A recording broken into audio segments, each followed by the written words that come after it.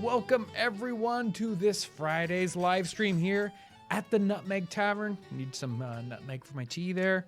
It's been a week. It's been a difficult week because people have been sick here. It's been really cold, but we've had a week and it's Friday and it's time to come into the nice warm Nutmeg Tavern and have something to drink. Today, the bar is empty, so I'm just having some gunpowder tea. Behind the scenes, the guys that are making it happen today, behind the scenes, Aaron is on the console. He's whipping the internet into shape, making it do the right thing this time. And I'm missing my standard person behind the bar because Ryan is in the question seat because Kyle is out sick. Boy, so it's winter time. People are sick and all that good stuff. Ryan's still sick even. He's trying to get us sick. I'm feeling A-okay. Here we go. So we've got a fun topic later. Not a fun topic. We've got a topic later on today I'll be talking about. And that has to do with indentured servitude and apprenticeships and young people in general and what's happening to them in the 18th century. But before we get to that kind of interesting topic, maybe not fun, but interesting topic, do we have any special things we need to talk about today, Ryan? I don't have anything special. We got our normal stuff like Instagram contest or whatever, but I don't have anything special lined up today. How about questions? Do you have something you want to start off the day with? I thought this one was pretty interesting, although I'm not sure that you'll have a good answer for it. Oh, crowbar rules. Nice, Aaron. Yep. So they're asking for specific years, which I think will be really difficult to answer. But as far as the colonists were concerned, how did they feel about French troops in America during the Revolution and post-Revolution?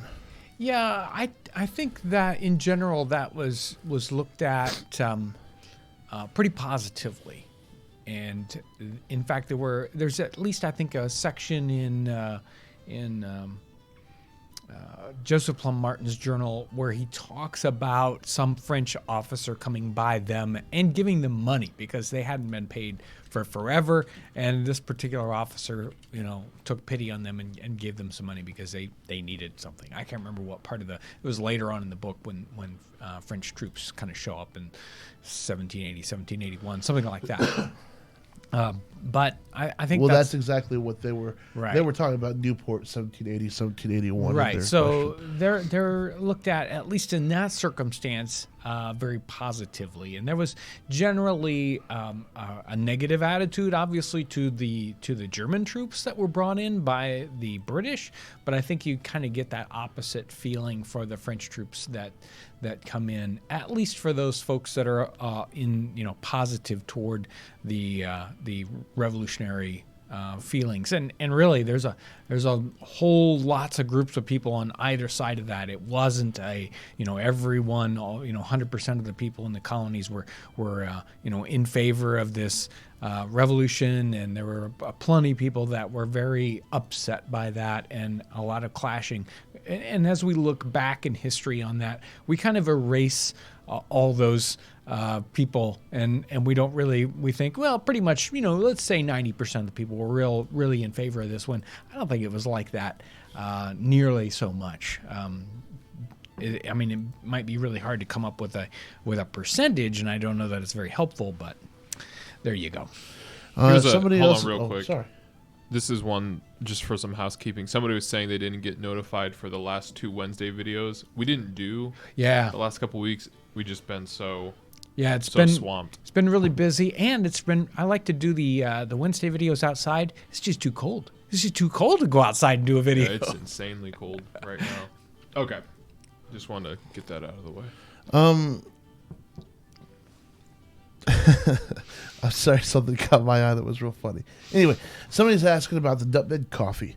Is that only offered for a limited time, or is it going to be, a continued product on the website? Do you want to talk about that? As far as I know, we're gonna keep that stuff around because I like to drink it.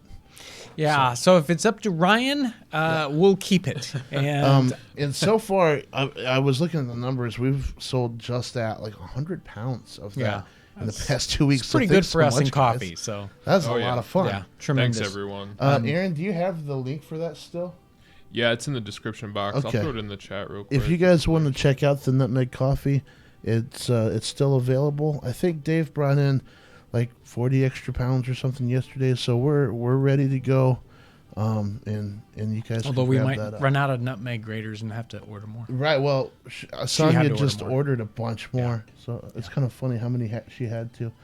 I've got a ton of questions, but I just saw a donation pop in. Do you want to get that, Aaron, or should I go on with some questions first? We can do some questions. We'll wait for those to kind of pile up a little more. We'll do them all at once. What kind of jars do you recommend that are period? Jars. So maybe they mean glass jars. Maybe they mean probably pottery jars. And in the time period, jars and containers were a lot of times, I'll say, were ceramic jars. And we do have some couple of pieces on the web that are 18th century designed style jars. They look a lot more like a vase many times, with a flaring shoulder to them, and then down to a smaller foot. That's a typical sort of storage jar of the time period. Sometimes you do see much more cylindrical jars. You know, you see those jars in pottery because they're very, very inexpensive compared to something like a glass jar, which today we think of as, a fairly inexpensive item, and that pottery would be more expensive for us.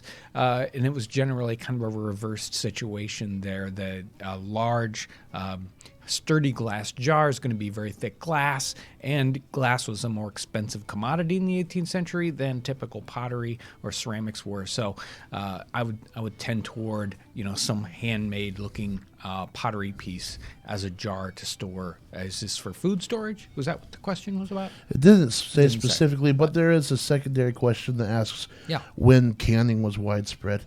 Yeah, canning really shows up. That whole metal canning thing shows up in the early 19th century. I'm not sure about the dating on that because it's kind of outside of my time frame, but I think it was true that they actually came up with the canning method before they invented the can opener. So there was this whole 5 and 10 year time period when it's like, how do we open? This is a great way to store my food. How do I get it open? But I'm sure that's sort of in the 1820s and beyond. They did do some sort of heated and sealing thing in the 18th century, but that was with potting with hot oils on top of it. So like a suet covering on the top of that, or a liquid oil on top of it to seal oxygen out. It worked. I don't know if I would, trust it for long periods of time. Someone's also commenting on Napoleon's canning in champagne bottles. There you go. So, Jan AI says they can't donate this time, but they just want to say, all of you, thank you for the amazing work. Thank you, Jan. Appreciate that. Why is a Monmouth cap called a Monmouth cap? Because they were knit in that Monmouth, England area. So that it was famous for this hand knitting in different areas, whether it's in the New World, North America, or whether it's in England or in different parts of the continent. There are these different items that become a specialty for a particular item. And the knitting of Monmouth caps was a specialty for that Monmouth, England place, and so they are called by that. The same way a lot of different items are called by their region. The glasses that we carried for the reading spectacles we were carried for a while were called Nurembergs because they were basically invented there and made in great quantities there. And that same thing happens today. Like the town down the road from us, just 5 or 6 miles down the road, famous for orthopedics. And so, like 50% of all the orthopedic companies replacement joints, they're all made in that same town. So that same kind of thing happened in the 18th century. What was the 18th century equivalent to a hoodie and jeans? Hoodie and jeans. I'm guessing they mean super casual wear. Yeah, they didn't really, go for casual as much as we do. They were very kind of strict about what they were going to wear. Knee breeches, almost everyone is going to wear some kind of knee breeches. They had trousers in the 18th century, especially later on, but they were considered a working class item, like overalls would be. So you wouldn't just go wearing dirty overalls around town. Same thing for them. They wouldn't wear trousers. They would wear knee breeches, and they were going to wear a shirt, and then they're going to have a waistcoat or some other jacket on top of that. So around town wear, that's just, boy, you better have that or you're not dressed. Can you speak on the Battle of Kings Mountain? No, I can't. Not specifically. This individual has some ancestors that were there and wondering about some information. Yeah, there's so many very, very interesting stories about different battles during the Revolutionary War. They got great history, and there's so much to learn about the 18th century, and that's one of the places that I have not chosen to spend a lot of time on particular battles and the great stories about them. So how about the state of the U.S. Army militia units in Indiana during the War of 1812? Militia units, Indiana, 1812, they're known to be really crusty guys. I mean, scary people. And so you'll see different references where they people from different areas will say, oh, these militia guys came in and they were wild men. And that was sort of what they talked about, these militia characters from the frontier areas and what they were like. And it was a rough country.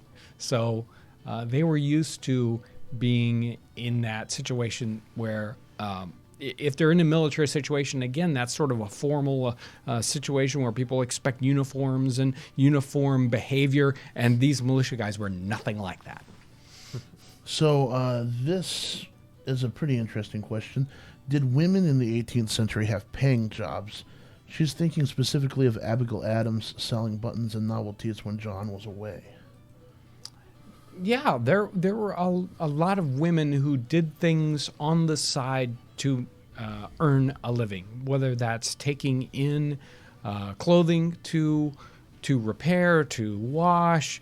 They would have a lot of odd, side jobs like that. But I don't think they were, we think of a job today and, we have this continuous, I work 8 hours a day, 40 hours a week at a place as an hourly wage earner.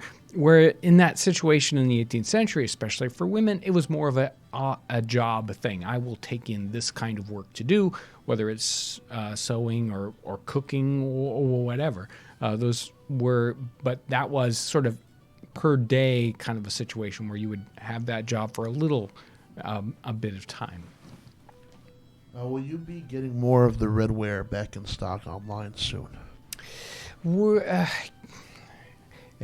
lot of the things that are made that we have on the e-commerce website are made by individual craftsmen, and we make them work as hard as we possibly can, and they can't always keep up. And some of the redware items are like that. He tends to make these items in fairly large batches, and so we'll run out, and he'll be working on another product, so it'll take a little while for them to catch up. Generally, the best thing to do is to just order them and wait for them to come into stock, or watch the website closely and snatch them up when they come into stock. We are working on a couple of other possible pottery people on the side to sort of add to the products. Yeah, it's funny. I mean, there's just not a potter everywhere, and they're not all. And usually, if they're already kind of established, because that kind of work is usually something that you start up and you do on your own. Yeah. And so it's not, finding a potter that's not busy is difficult.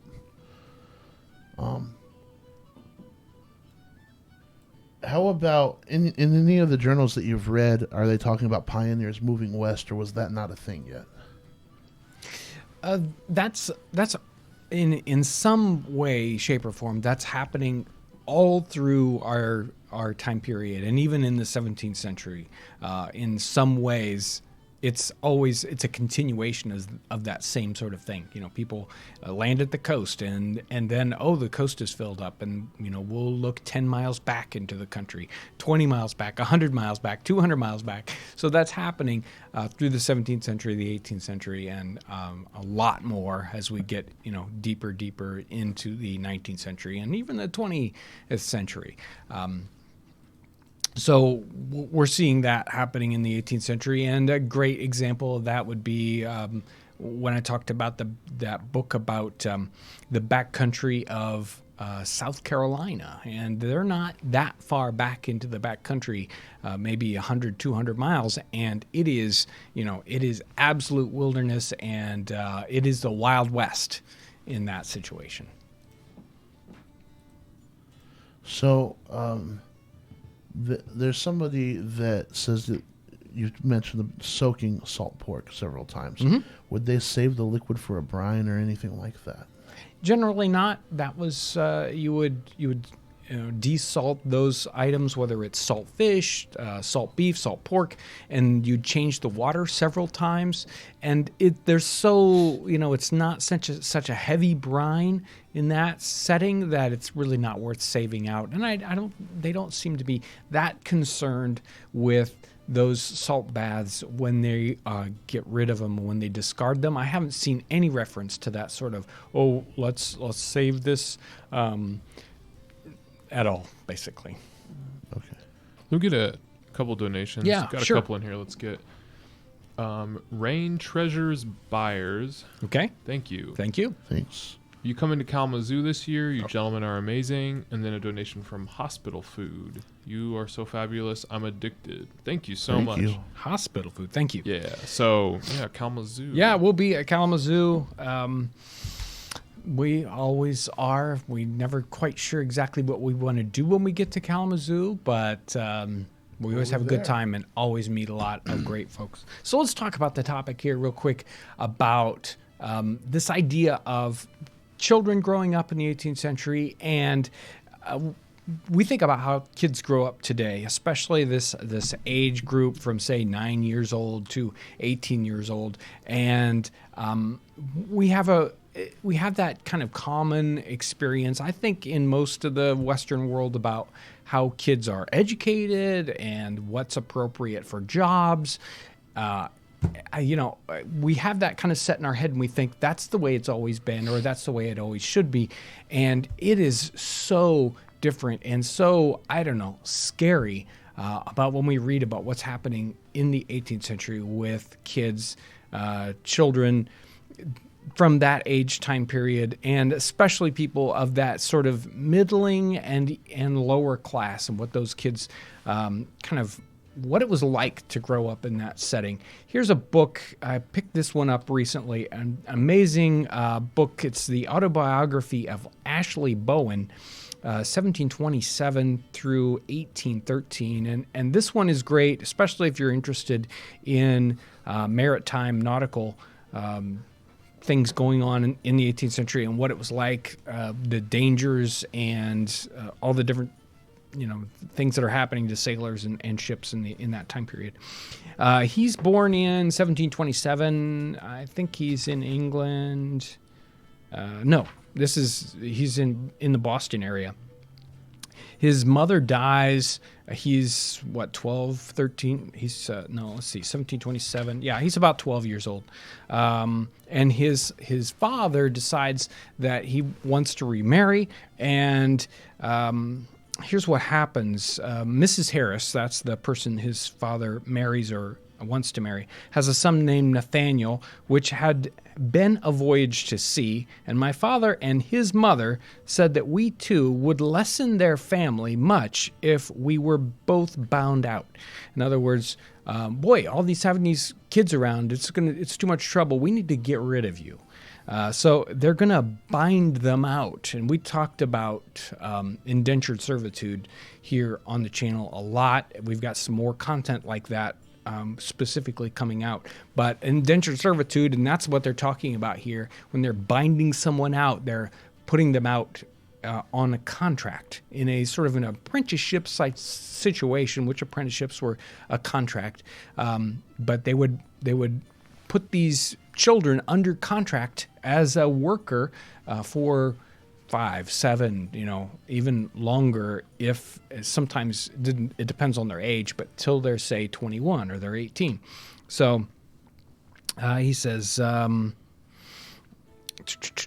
Let me find my spot again. Yes, would lessen the family if they were bound out. And Mrs. Harris bound Nathaniel to Jacob Fowle, a house carpenter, and my father bound me to Hall. And then later on he says, I was bound the 15th of April to Captain Peter Hall of Boston to serve him 7 years. So he was 13. He had to work as a servant or whatever this person wanted him to do until he was, say, 20, 21 years old. He didn't have any choice. He had to go and he had to work for that person. And his treatment as he goes on is really rough. A perceived misdeed would get him beaten terribly. And especially when you're on board ship, your opportunities for dealing with that getting back, having any kind of justice in that situation it just didn't happen, because a captain of a ship is, God on board ship, and you can't do anything about it. And several times he runs into situations where people want him to run away. You should run away from that person. And he does run away several different times. And finally he does get away from this very, very difficult person and sort of stays on the lam, stays on board with different ships. And he's even chased at one point when his owner knows that he's at this particular port, and he sends people out to capture him, and he gets away. We read things like David Copperfield, and the David Copperfield equivalent in the 18th century was a book written by Smollett called The Life of Roderick Random, I think, something like that. The Smollett book, very, very interesting because it's so much like David Copperfield. It's almost 100 years later, and we think that's fiction. It couldn't have been that horrible, and you read account after account, and it is just exactly that bad. It didn't seem like really those guys writing fiction were making up anything at all. They had those children in those situations had very, very difficult situations. That's pretty tough stuff. There's another book I was reading about binding out children that were put into orphanages, and that was another common thing. They would have, children were put into orphanages. Maybe their parents couldn't take care of them anymore, and they would train them for a year or two, and then boop, they were bound out as indentured servants to whoever they could get to take over these children. So, wow. When we compare what's going on with a child's life in the 18th century, or what could go on with a child's life in the 18th century, and what happens today, it's pretty amazing. Pretty amazing. And did you list what books those were that you were into? So, obviously you're familiar with Dickens and David Copperfield. A lot of people read about that, know about that. You can see the movie. If you want to see something that's 18th century, or read something that's 18th century and is almost exactly the same kind of storytelling and the same kind of strange characters, The Life of Roderick Random by Smollett. You can find that online for free if you dig around in something like Google Books, and you can find an ebook of that. And there's probably printed versions of that one. This particular book, which is Autobiography of Ashley Bowen, 1727, 1813. If you're interested in this book and some of the other journals that we don't print, but I reference, is that Amazon journals link in the description section? Yes, it should be. Yeah, there's a link to sort of a list of different journals. Actually, no, it's not. I'm going to put it in there right now. Okay, there you go. And that I just added this book to that journal list if you're interested. So this is that one that we've been putting in all the other videos, correct? This isn't a separate one. This is our Amazon affiliate link. Yeah. One. There's only right. one? Okay. Exactly. I'll throw it in there. So I don't know if you know this. Somebody asked if David Crockett was an indentured servant. to pay off his father's debt when he was a child. Boy, have you ever heard that? It sounds familiar, but I'm not positive about that. And that, again, that happens too. Parents are in debt, and they actually use their children to help pay off their debt. It happens. So, and in the time period, somebody is asking, were children essentially thought of as little adults, or was that before this time? Very much more so. Really, that whole idea of this middling teenage years just doesn't happen in the 18th century. Once a kid gets to that point where they should be able to do certain kinds of jobs without a lot of help, 10, 11, 12, 13 years old, they basically become little adults, and they're treated as such. There's obviously this gap before they're treated like true adults, but that whole idea of once you get to that age, you should be becoming a useful person, and you should be doing work. Somebody else chimed in. They said that they're pretty sure that David Crockett was, and that he ran off. So. And the other thing about that running off of indentured of servants, of people who are apprentices, that happens just over and over and over again. There are all these accounts of runaways. So obviously there were situations where people were, where they were abusing the system, where it wasn't good, and it was almost seemingly like, winked at that, they're run away from a bad situation. Yeah. Another person said when he was 12 years old, his father indentured him to Jacob Seiler to help with the Crockett family. There we go. It was in debt. So there we go. Thank you for helping out with those answers. Yeah. And then a lot of people are asking about pre-15-year-old children joining the military. They know that it's happening in the Navy. Is it happening elsewhere? And are they doing that by choice, or are their folks doing that? Yeah, I think most of the time, especially we really read something like Joseph Plum Martin, he tried to get into the military as an underage person because he wanted to. And I think most of the time in that situation, that is the young person trying to get in the military without their parents' approval, or even with their parents' approval, but the military isn't really interested in that. The Navy's a different situation, and they really did expect and want younger age, or I don't know if want is the word. They needed as many people as they could, and so they would take younger age children, and it was expected to have apprentice type situations on board ship. Lots of younger boys working as servants and being trained either as officers or as regular seamen. Now, was that it kind of sounds like what you're saying is if a young person showed up, they definitely weren't going to turn them down, but they weren't necessarily like seeking, young the Navy. Well, yeah, I'd say again, you have to look at those situations, and they would say, is their age, if they're too young, they're more of a burden than they are a help. And so it's like, no, I don't want to take this person on because I'm going to have to do so much training on them.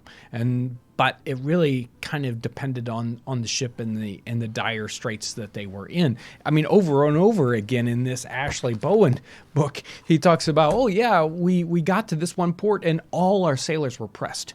So that the military, the Navy, because almost all the time here, I think all the time, he's in civilian shipping, but they're losing their sailors constantly to military ships in that area, and so they would have to sail shorthanded with young people, with boys, because they didn't have enough able seamen of the right age to do the work. Right. Were all trades learned through apprenticeships in the 18th century? Not all trades, but there's apprenticeships situations going on in all these sort of working trades. They might not be so much in a trade like being a surgeon. Even then, there's a certain quantity, of that. But most of the trades as we think of them that are really hand-on, let's, do this, fix this, they're working at apprentice situations. And also, one more time, can you reference the name of the book that you are? This one's Autobiography of Ashley Bowen, 1728, 1813. And that's our Amazon store has Yeah. that in there. Someone was asking about addressing the especially harsh treatment of Irish indentured servants. Mm-hmm. So stay tuned. Yeah, well, we will be covering that in much greater depth in a piece that'll be coming out in, let's say, a month or so. But there's, throughout this time period, especially if we go back a little bit earlier into the 17th century and then coming in, to the early part of the 18th century, and it's still going on later on, but there are different places where lots of indentured servants are coming from, and their treatment is sort of gauged by sometimes where they're coming from. So they're treated differently depending on where they're coming from. And Irish indentured servants, there's been a lot of research on that and how poorly they were treated.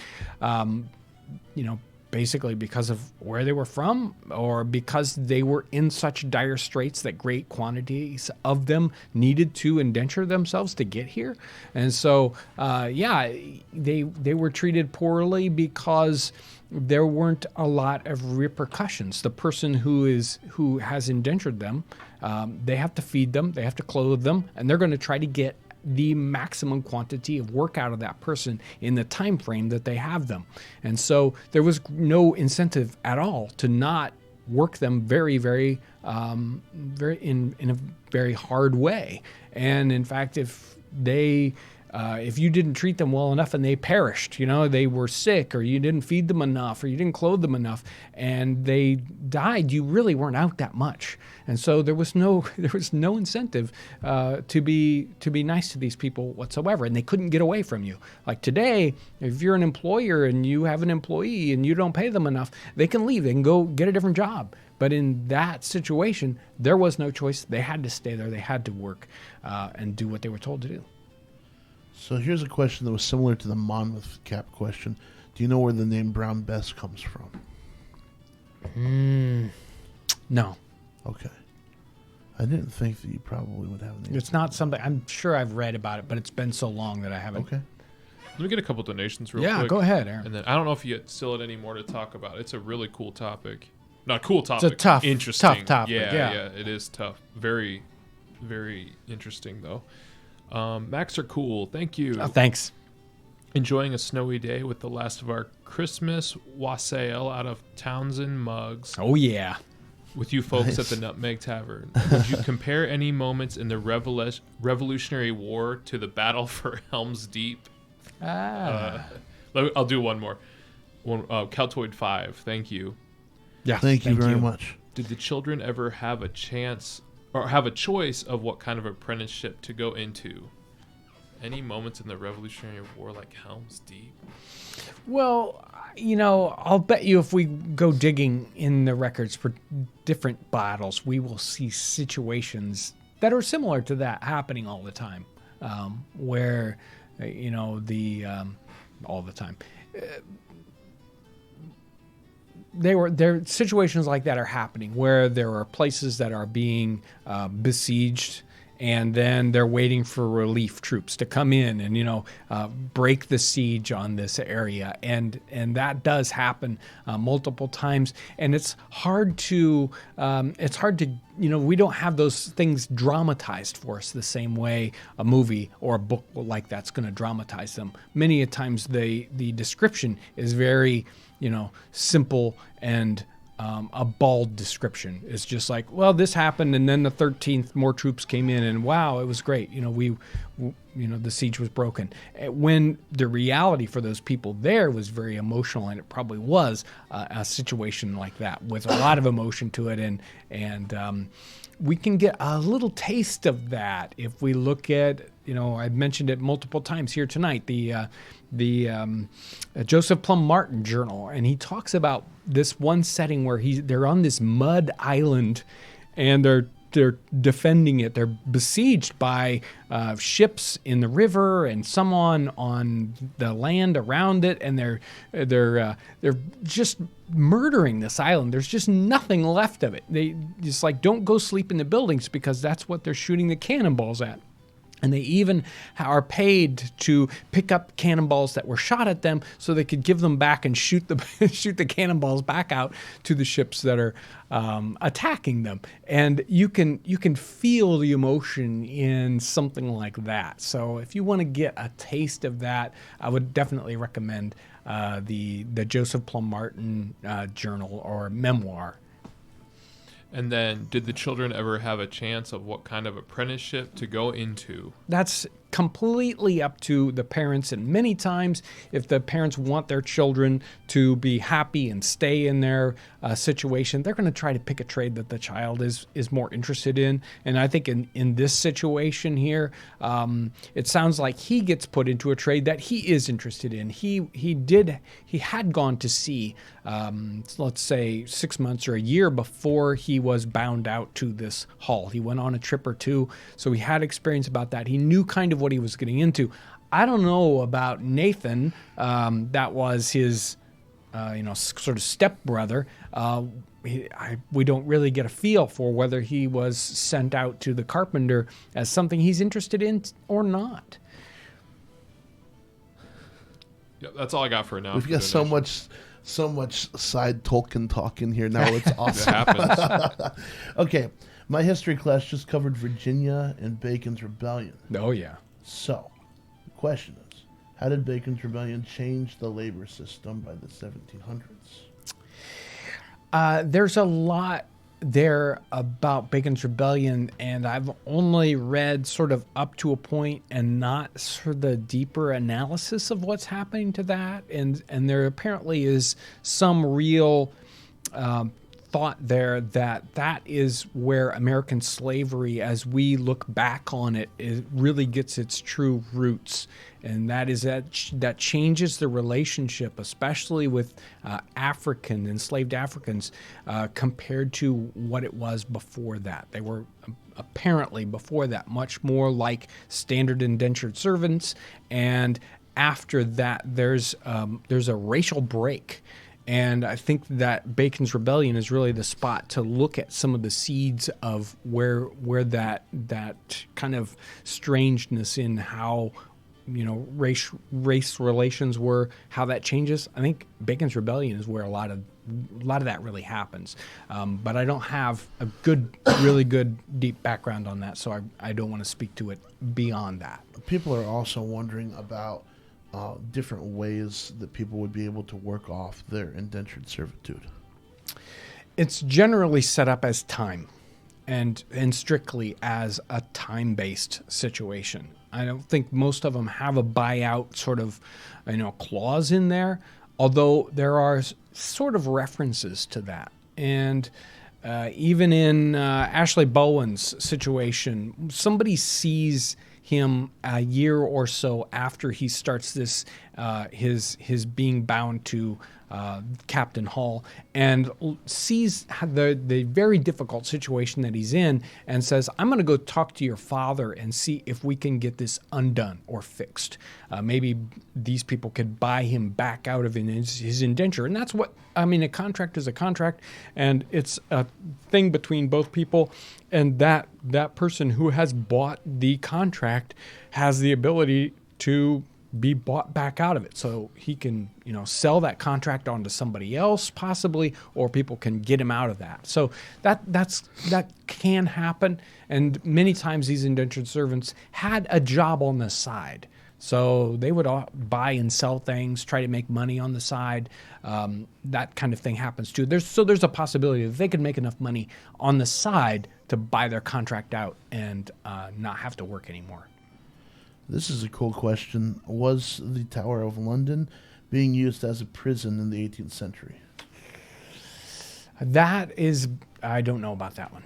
They said they're taking a trip there in May, and they've got to find out. You're going to find out before I will, probably. I don't know if it was at the time or not. Yeah, I'm not sure. How was rope made in the 18th century?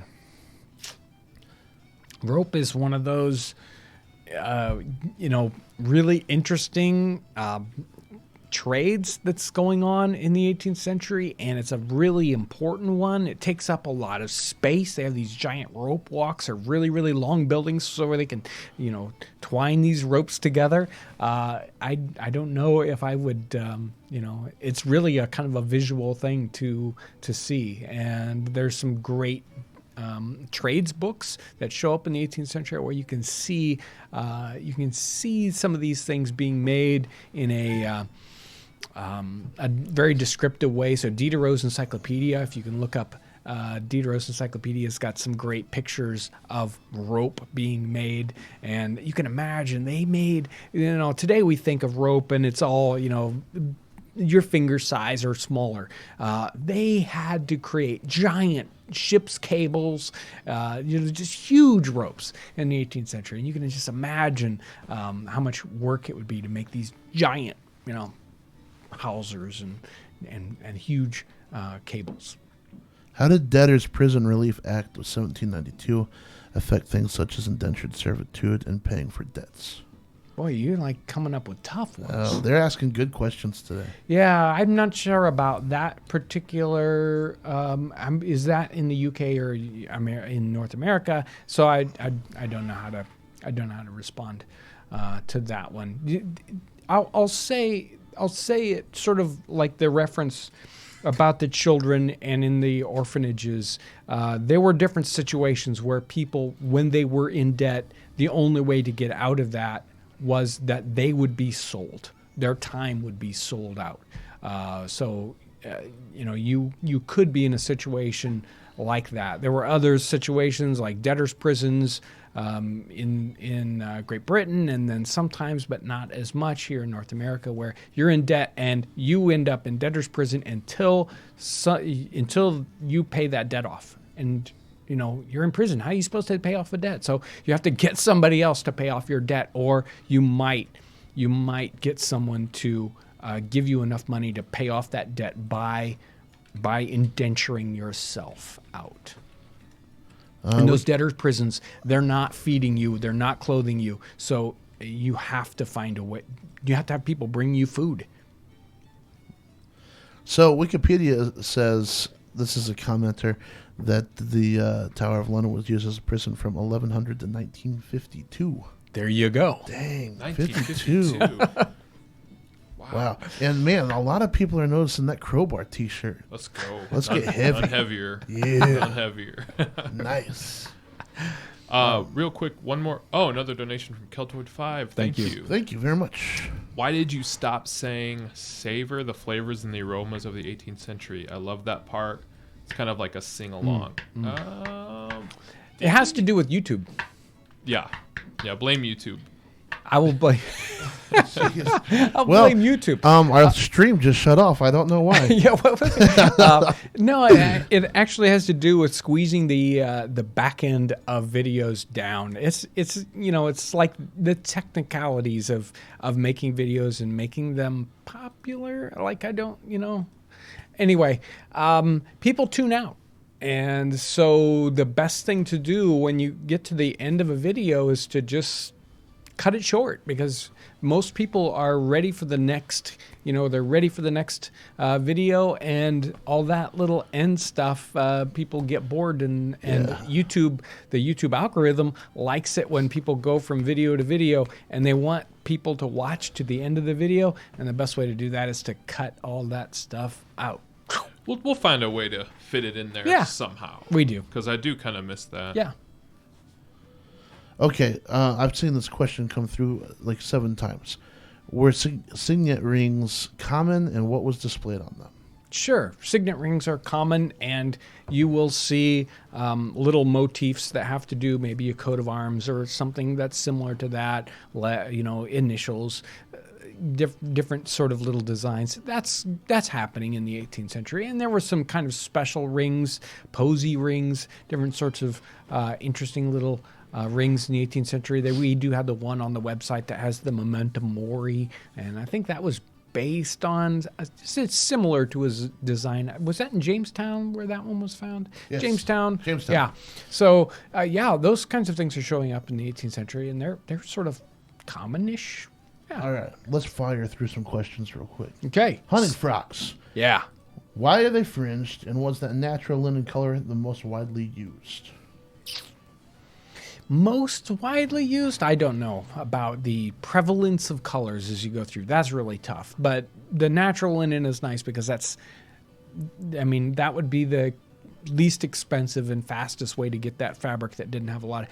But we kind of look at that and say, oh yeah, that means most people will do the cheapest thing. But that's not how it's happening in the 18th century. They made stuff fancy and colorful, and when we wouldn't do that today. So it's hard to say. That's taking some of our ideas and putting them into the 18th century. Fringe, that's just there to be pretty. Yep, it's just all about the look. Yeah. It's just all about look, and a lot of times it didn't have any useful, thing to it. They just like how the kids these days buy jeans with the holes in the knees already. I'm an old man. What is the gunpowder tea you are drinking? Gunpowder tea is this very interesting green tea, and the leaves are sort of hand rolled up into little pills, and it kind of looks like a very coarse gunpowder of the time period. And they sold gunpowder tea as one of the types of tea that is a common tea in the 18th century. Did tattoos exist at all in any aspect during the 18th century? Tattoos are existing, and I believe they get to be more popular at the very end of the 18th century and into the beginning of the 19th century. I don't know how popular they are in the 18th century, and I think a lot of times these things are showing up in nautical situations, naval situations, because sailors are all around the world, and they pick up interesting habits or items from around the world that don't get introduced into regular society until much later. And I think tattoos get picked up because they're in different parts of the world a little more often, and then they come into... I had an interesting article bookmarked for a while, and I'm pretty sure it was from the 1740s, and it was a lot of nautical tattoos. Yeah. But it was all nautical stuff. Yeah. So, how different was flour and sugar in the 18th century than it is today? Flour and sugar are amazing commodities, and they're much different in the 18th century, at least in this sort of interesting variety that they had. Different grades of sugar, more with molasses in them, and then loaf sugar and expensive white sugars. And their price is going to be a lot different than the prices we have today, because all our sugars are made industrially, right? So they're all basically the same price, even whether they're brown sugar or not. Flour's very similar in that circumstance, and they had a much greater difference in price and quality in the 18th century. And their flours were very, very various because of the different regions they were at and how they were ground. All right, I want to get through these next 8 questions in 5 minutes. Oh, woo! Okay. John, is that one of your mugs? I can't find it in the catalog or on the website. This is a mug from Conner Prairie down in Noblesville, Indiana. Actually, they're in Fishers. And this is there's a video on the website that shows them doing firing of pottery in their wood-fired kiln. This is from that very video. What did the French think of the guerrilla-type tactics that were happening in the backwoods of America? They were very, very... they knew about what was happening with Native Americans and the way they were doing their military things. So I don't know what... I think they knew about it, and I don't know what. It's like anything else. Some embraced it. Some were like, right, no way. Exactly. I mean, there's no way of saying John's not a French man in the 18th century, so it's kind of hard to answer that. But what was the life in the 18th century Tennessee, Kentucky like? And that's really hard because that's 100 years. Towards let's say, what would you say about life in Kentucky, Tennessee at the end of the 18th century? Well, it's going from nobody being there to lots of people being there. So this 1790s to 1800 is the rush, the land rush going into Kentucky. So it is really moving from, the woods to, hey, look, we've got towns and everything. So if you want to see the difference, you'd look at something like Nicholas Creswell's journal when it was all wilderness, and then by 1800 there's real settlement going on. There's a very short window there where it's going from nothing to everything. Would you say that the lack of government intervention on things like mandatory licensing and permits was better for making your own business than it is today? Well, there were still liquor licenses and that sort of thing happening in the time period, it just depended on where you were at. There's a lot of licensing and a lot of regulation depending on where you're at. So I bought one of your redware pie pans. I haven't used it yet. What's your recommendation for the recipe I should start with? I would make a pie in it. That's what I would do. I like pie. I really liked that apple pie with the custard. Yeah, that was super. A good one. And the tongue pie was really good too. The what? The tongue pie. You mean like mincemeat? Yeah, that one. What was common clothing for infants?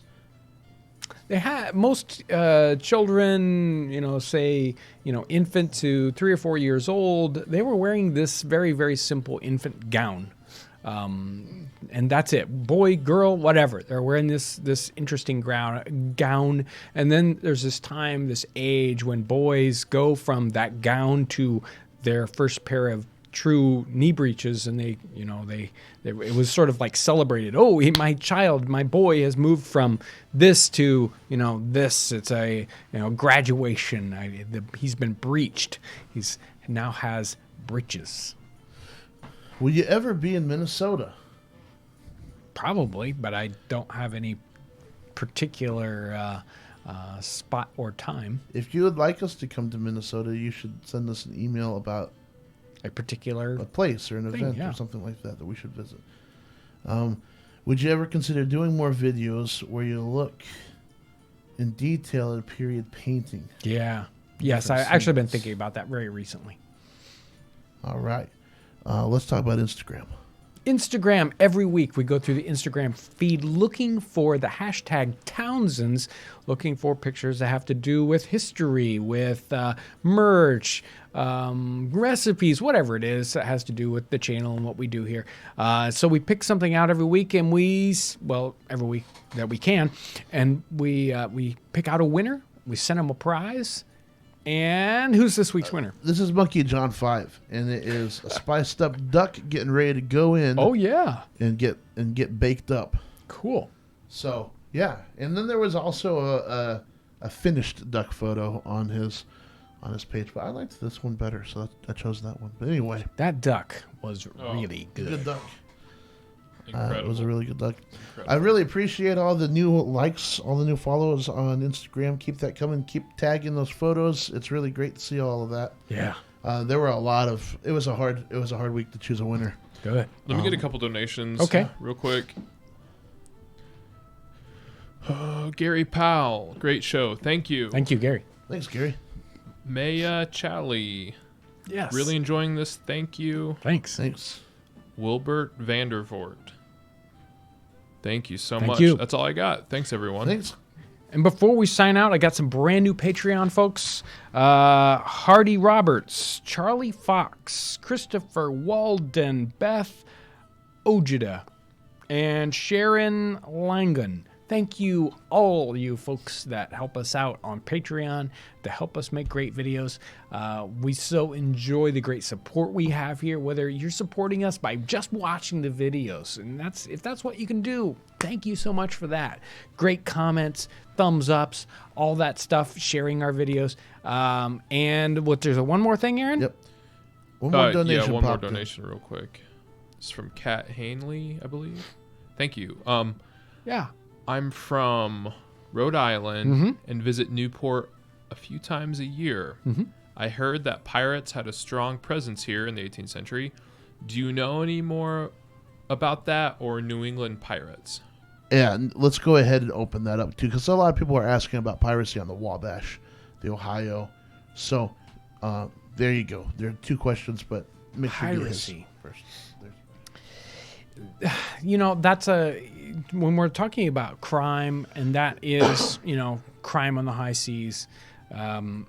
It's a little trickier to we think about piracy, we kind of separate it from that. It's not separated as much in the 18th century. Whether there's piracy going on the Wabash, I can imagine there's a great quantity of that. It's very lawless out here, but in that time period. Whereas Newport and what's happening in Rhode Island, piracy in general, I don't know. That's a trickier question. I don't have a good answer for that.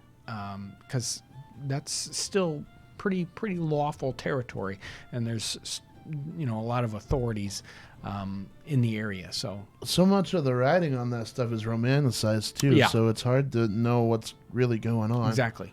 And we think of pirates, and they're all nice and interesting, and they were just. There was a reason why they were treated the way they were when they were caught. Yeah, I think that's it. Thanks, guys. Amazing. Thank you for joining us here in the Nutmeg Tavern. Nice and warm, cold outside. Had some nice drinks. Maybe next week I'll have something from the bar. We'll see what there is. If you've got ideas for a drink from behind the bar, hey, send it in the comment section. Yeah. And we will see you next week. Thank you so much. Thanks for watching.